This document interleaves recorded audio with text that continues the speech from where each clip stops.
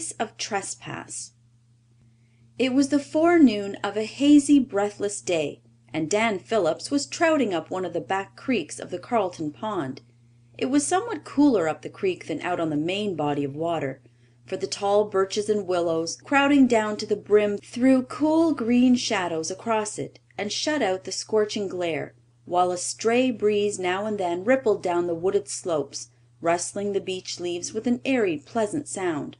Out in the pond the glassy water creamed and shimmered in the hot sun, unrippled by the faintest breath of air. Across the soft pearly tints of the horizon blurred the smoke of the big factory's chimneys that were owned by Mr. Walters, to whom the pond and adjacent property also belonged.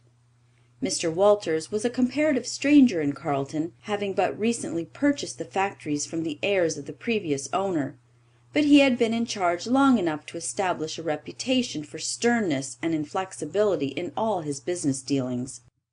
One or two of his employees, who had been discharged by him on what they deemed insufficient grounds, helped to deepen the impression that he was an unjust and arbitrary man, merciless to all offenders, and intolerant of the slightest infringement on his cast iron rules. Dan Phillips had been on the pond ever since sunrise. The trout had risen well in the early morning, but as the day wore on, growing hotter and hotter, they refused to bite, and for half an hour Dan had not caught one. He had a goodly string of them already, however, and he surveyed them with satisfaction as he rowed his leaky little skiff to the shore of the creek. "Pretty good catch," he soliloquized. "Best I've had this summer so far. That big spotted one must weigh near a pound. He's a beauty. They're a good price over the hotels now, too. I'll go home and get my dinner and go straight over with 'em. That'll leave me time for another try at them about sunset. Whew, how hot it is! I must take Ella May home a bunch of them blue flags. They're real handsome." He tied his skiff under the crowding alders, gathered a big bunch of the purple flag lilies with their silky petals, and started homeward, whistling cheerily as he stepped briskly along the fern carpeted wood path that wound up the hill under the beeches and firs. He was a freckled, sunburned lad of 13 years. His neighbors all said that Danny was as smart as a steel trap, and immediately added that they wondered where he got his smartness from. Certainly not from his father. The elder Phillips had been denominated shiftless and slack-twisted by all who ever had any dealings with him in his unlucky, aimless life, one of those improvident, easy-going souls who sit contentedly down to breakfast with a very faint idea where their dinner is to come from. When he had died, no one had missed him, unless it were his patient, sad-eyed wife, who bravely faced her hard lot, and toiled unremittingly to keep a home for her 2 children, Dan and a girl 2 years younger, who was a helpless cripple, suffering from some form of spinal disease. Dan, who was old and steady for his years, had gone manfully to work to assist his mother. Though he had been disappointed in all his efforts to obtain steady employment, he was active and obliging, and earned many a small amount by odd jobs around the village, and by helping the Carleton farmers in planting and harvest. For the last 2 years, however, his most profitable source of summer income had been the trout pond. The former owner had allowed anyone who wished to fish in his pond, and Dan made a regular business of it, selling his trout at the big hotels over at Mosquito Lake. This, in spite of its unattractive name, was a popular summer resort, and Dan always found a ready market for his catch. When Mr. Walters purchased the property, it somehow never occurred to Dan that the new owner might not be so complacent as his predecessor in the matter of the best trouting pond in the country. To be sure, Dan often wondered why it was the pond was so deserted this summer. He could not recall having seen a single person on it, save himself. Still, it did not cross his mind that there could be any particular reason for this. He always fished up in the cool, dim creeks, which long experience had taught him were best for trout, and came and went by a convenient wood path. But he had no thought of concealment in so doing. He would not have cared had all Carleton seen him. He had done very well with his fish so far, and prices for trout at the lake went up every day. Dan was an enterprising boy, and a general favorite with the hotel owners. They knew that he could always be depended on. Mrs. Phillips met him at the door when he reached home. "See, Mother," said Dan exultantly, as he held up his fish. "Just look at that fellow, will you? A pound if he's an ounce. I ought to get a good price for these, I can tell you. Let me have my dinner now, and I'll go right over to the lake with them." "It's a long walk for you, Danny," replied his mother pityingly, "and it's too hot to go so far. I'm afraid you'll get sunstruck or something. You better wait till the cool of the evening. You're looking real pale and thin this while back." "Oh, I'm all right, Mother," assured Dan cheerfully. "I don't mind the heat a bit. A fellow must put up with some inconveniences.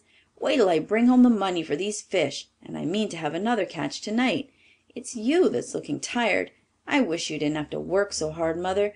If I could only get a good place you could take it easier. Sam French says that Mr. Walters wants a boy up there at the factory, but I know I wouldn't do. I ain't big enough. Perhaps something will turn up soon, though. When our ship comes in, Mother, we'll have our good times." He picked up his flags and went into the little room where his sister lay. "See what I brought you, Ella May," he said, as he thrust the cool, moist clusters into her thin, eager hands. "Did you ever see such beauties?" "Oh, Dan, how lovely they are! Thank you ever so much. If you're going over to the lake this afternoon, will you please call at Mrs. Henry's and get those nutmeg geranium slips she promised me? Just look how nice my others are growing. Pink one is going to bloom." "I'll bring you all the geranium slips at the lake if you like. When I get rich, Ella May, I'll build you a big conservatory, and I'll get every flower in the world in it for you. You shall just live and sleep among posies. Is dinner ready, Mother? Trouting's hungry work, I tell you. What paper is this?" He picked up a folded newspaper from the table. "Oh, that's only an old lake advertiser," answered Mrs. Phillips, as she placed the potatoes on the table and wiped her moist, hot face with the corner of her gingham apron. "Letty Mills brought it in around a parcel this morning. It's 4 weeks old, but I kept it to read, if I ever get time. It's so seldom we see a paper of any kind nowadays. But I haven't looked at it yet. Why, Danny, what on earth is the matter?" For Dan, who had opened the paper and glanced over the first page, suddenly gave a choked exclamation and turned pale, staring stupidly at the sheet before him. "See, Mother," he gasped, as she came up in alarm and looked over his shoulder. This is what they read: "Notice: anyone found fishing on my pond at Carleton after date will be prosecuted according to law without respect of persons. June 1st. H. C. Walters." "Oh, Danny, what does it mean?" Dan went and carefully closed the door of Ella May's room before he replied. His face was pale and his voice shaky. "Mean? Well, Mother, it just means that I've been stealing Mr. Walters' trout all summer." "Stealing them! That's what it means." "Oh, Danny, but you didn't know." "No, but I ought to have remembered that he was the new owner and have asked him. I never thought, Mother. What does prosecuted according to law mean?" "I don't know, I'm sure, Danny. But if this is so, there's only one thing to be done. You must go straight to Mr. Walters and tell him all about it." "Mother, I don't want to. He's a dreadfully hard man. Sam French's father says—" "I wouldn't believe a word Sam French's father says about Mr. Walters," said Mrs. Phillips firmly. "He's got a spite against him because he was dismissed. Besides, Danny, it's the only right thing to do. You know that. We are poor, but we've never done anything underhand yet." "Yes, Mother, I know," said Dan, gulping his fear bravely down. "I'll go, of course, right after dinner. I was only scared at first. I'll tell you what I'll do. I'll clean these trout nicely and take them to Mr. Walters, and tell him that, if he'll only give me time, I'll pay him back every cent of money I got for all I sold this summer. Then maybe he'll let me off, seeing as I didn't know about the notice." "I'll go with you, Danny." "No, I'll go alone, Mother. You needn't go with me," said Dan heroically. To himself he said that his mother had troubles enough. He would never subject her to the added ordeal of an interview with the stern factory owner. He would beard the lion in his den himself, if it had to be done. "Don't tell Ella May anything about it. It would worry her. And don't cry, Mother. I guess it'll be all right. Let me have my dinner now, and I'll go straight off."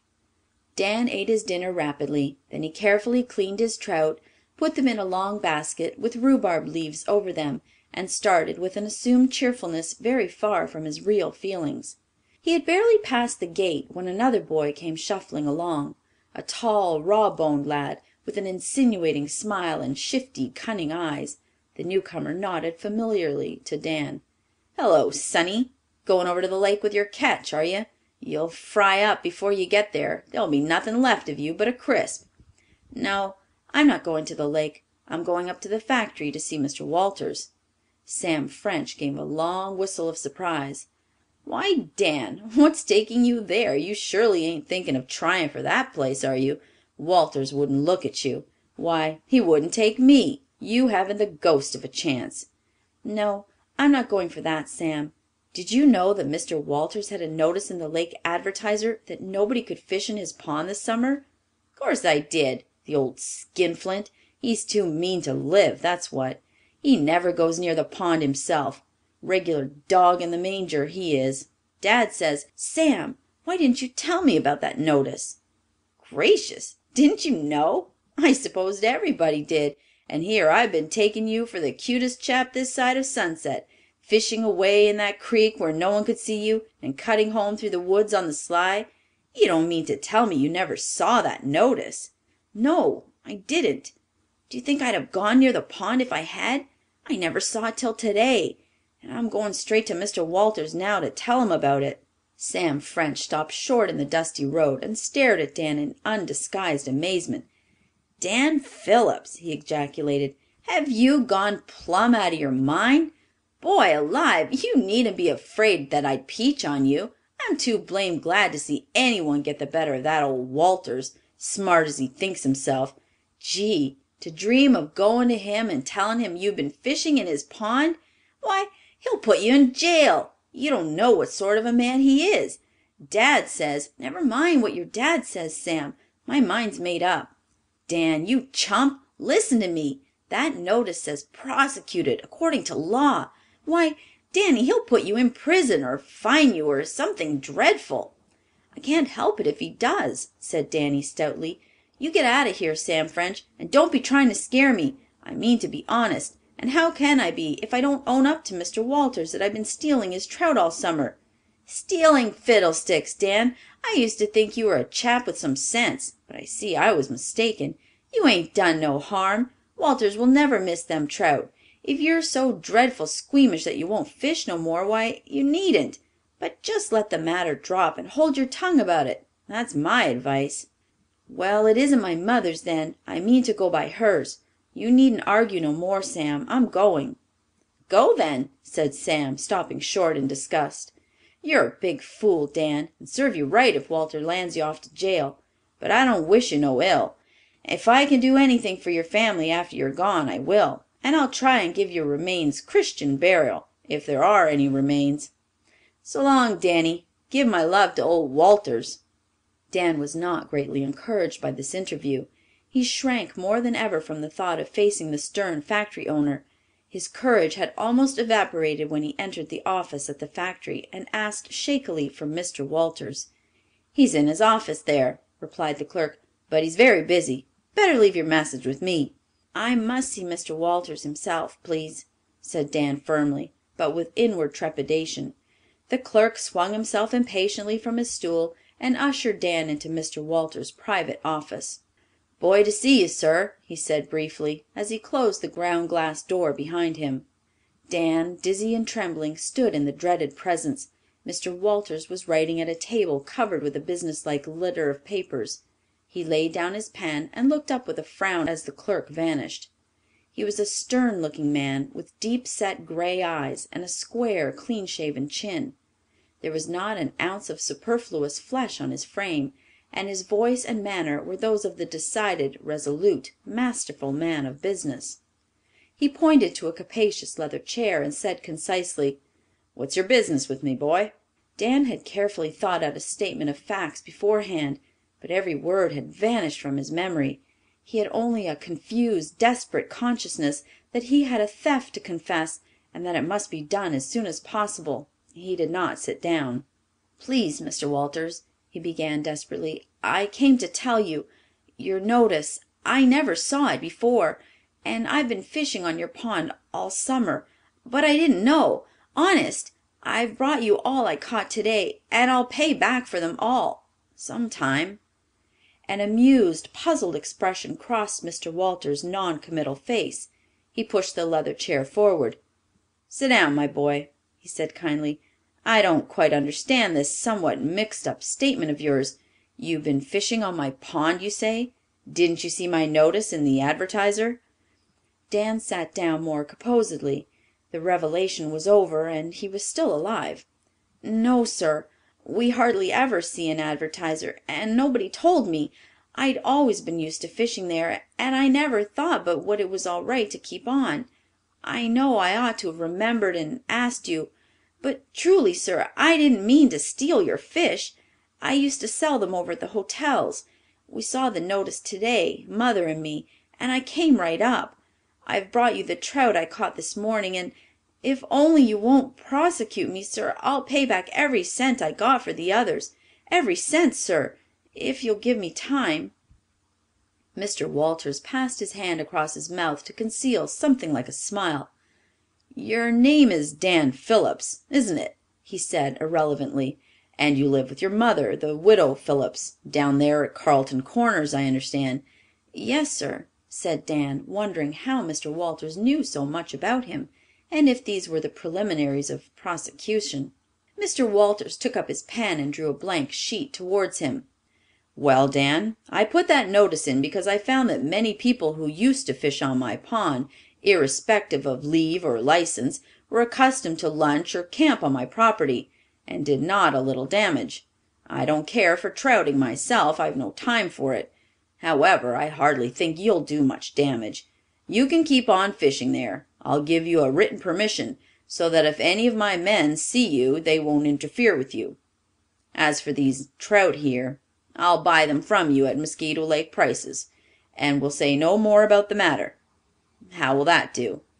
"Thank you, sir," stammered Dan. He could hardly believe his ears.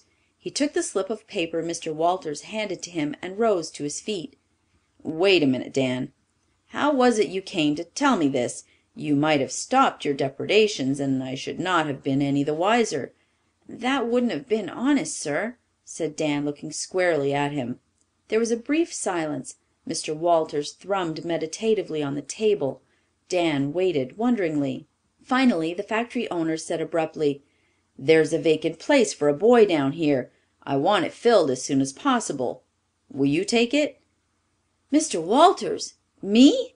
Dan thought the world must be turning upside down. "Yes, you. You are rather young, but the duties are not hard or difficult to learn. I think you'll do. I was resolved not to fill that place until I could find a perfectly honest and trustworthy boy for it.